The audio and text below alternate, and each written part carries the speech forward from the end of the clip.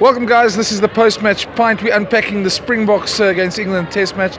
It's after the game now, the Boks won. What an epic comeback, 24-3 down after 18 minutes.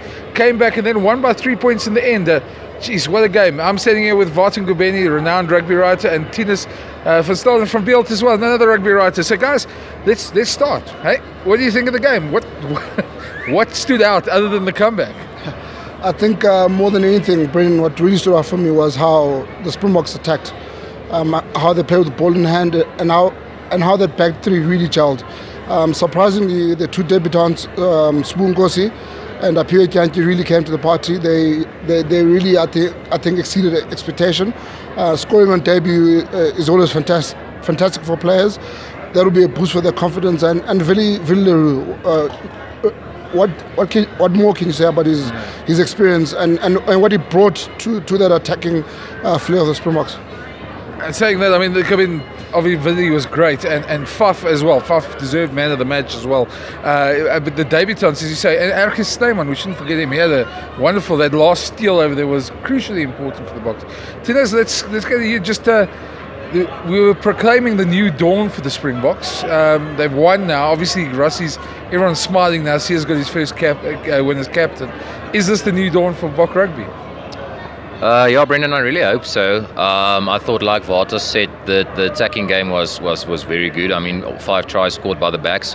Also, like Vata said, Faf de Klerk made a huge difference, cleaning out quickly, clearing the base of the rocks quickly. I also thought that the Boks were good at breakdown area. I know there were a few close calls maybe, but they hit the rocks very hard. I think the two locks, Franco Mostert and, like you said, Snyman did a wonderful job there.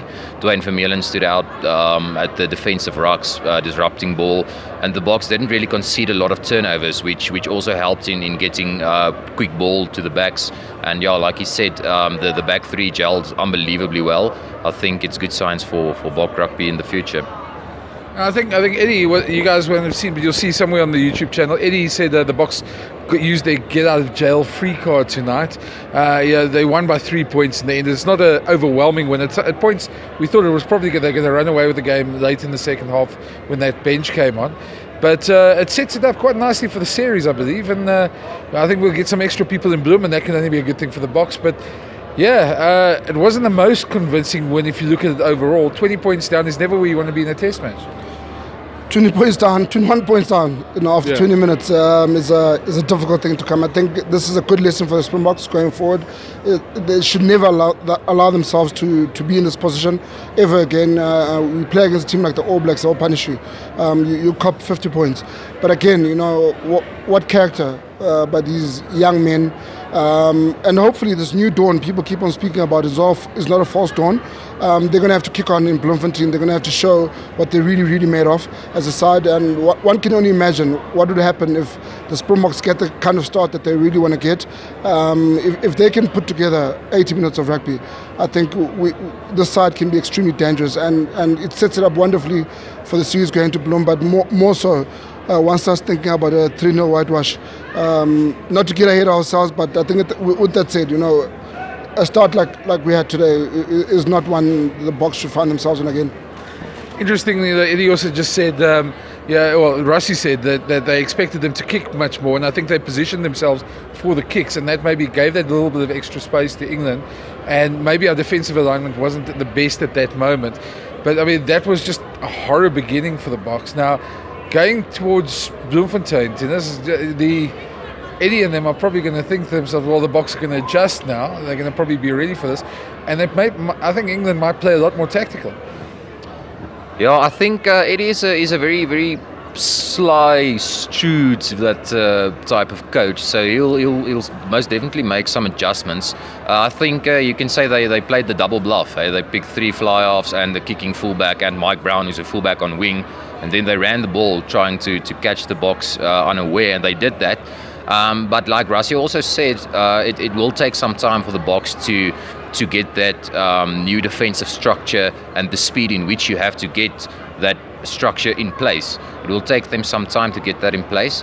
But to answer your question, yeah, they might play a more tactical game, but I don't think the Boks will really they'll try and play the same type of quick game, because I mean we saw tonight that when the Boks play the quick game, and they can play the quick game, I think that we shouldn't forget that they showed that now they can really play a quick game. So that worked for them, running England off their feet. Try that again, just get that defense sorted. And also in the kicking game, I thought it was very clever, the plan with the Boks, to use Dwayne Vermeulen, to put him in the backfield. He caught, I think, 3 or 4 balls, and he caught them all out of the air, and he got us a good platform going forward as well. So I think, I think they can really just build on these plans. Now, going into the sort of last part of this, I suppose, is we all spoke about maybe privately about the selections going into this game, that Rassie was taking a big gamble.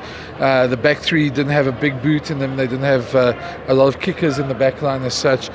Some of the players were maybe not 100% on form, no combinations of that, but it worked out for them. The gamble worked out for them, Vata, and I suppose that's a good thing, because if you go ahead and you make a gamble like that, Rassie keeps on talking about being brave.